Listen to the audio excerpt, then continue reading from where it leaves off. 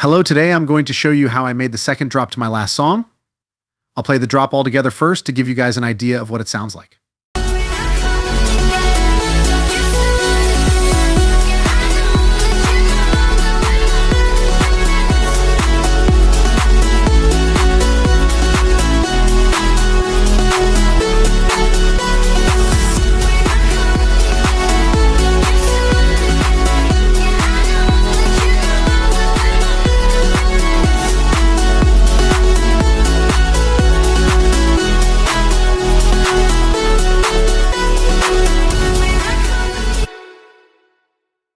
Going to start by taking a look at the kick. I have two kick loops I got from Splice. One is lower and the other has a little more punch.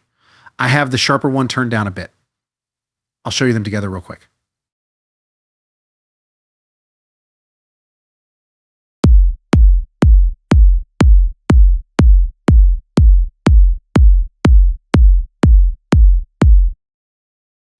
I also have two claps. The claps add groove to the kick. Pretty simple stuff. Here those are.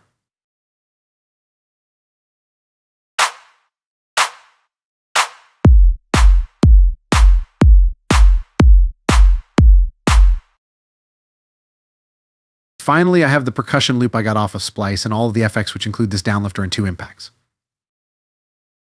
Lastly, I have these two atmospheres going in the background to help fill the sound in.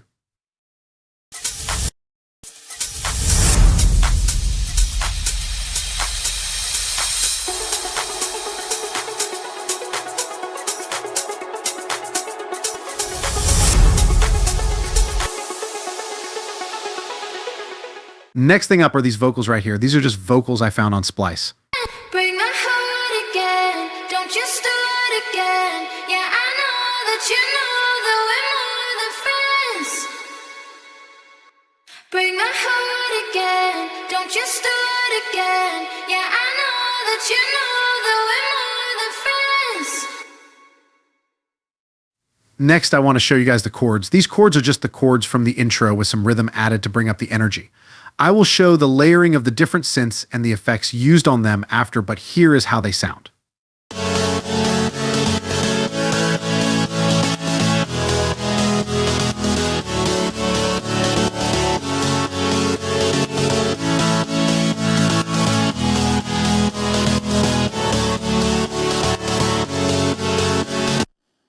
We have three different layers for this drop when it comes to the chords. First, second, third.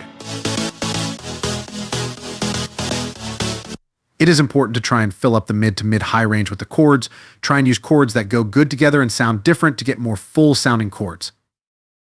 Now, the effects on the chords, first is an EQ. This is to cut out the lows so it doesn't clash with the bass and removes the highs as well, so the lead has more room. The small cuts in the middle here are to take out unwanted sounds and make more overall headroom for the track. Then some OTT and sound goodizer. Destructor for distortion.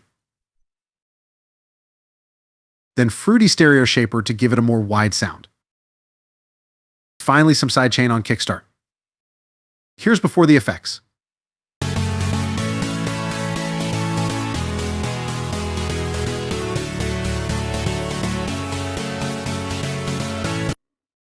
And after.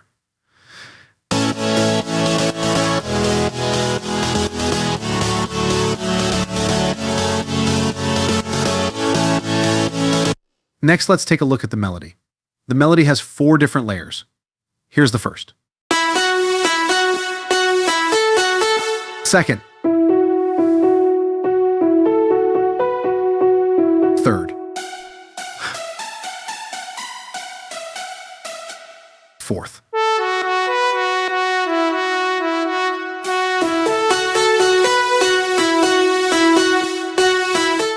Now let's take a look at the effects. Got some OTT and sound goodizer. Next is the EQ to remove the lows and get rid of unwanted sounds of compressing the synths. Then Destructor for some distortion. Peak controller. Reverb with the wet knob linked to the peak controller. Stereo shaper to make the sound more wide, and finally kickstart for the sidechain.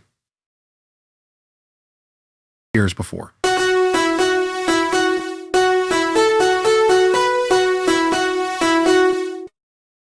And after.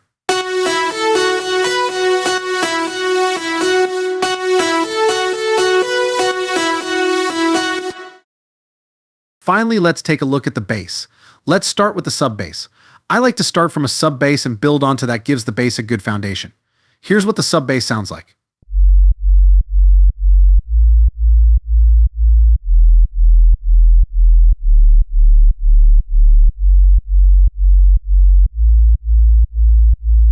With the sub bass, it is important to make sure it is compressed properly. You can do this by using an EQ to see what dB level the sub bass frequency sits on.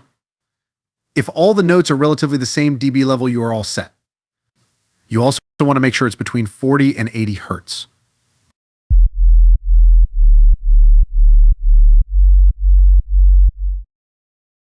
Next is the mid bass. I only have 2 layers here. It's just important to try and make the mid bass sound full. This is what the first one sounds like. And the second. For effects on the mid bass, I put stereo shaper. OTT. Destructor for a little bit of distortion.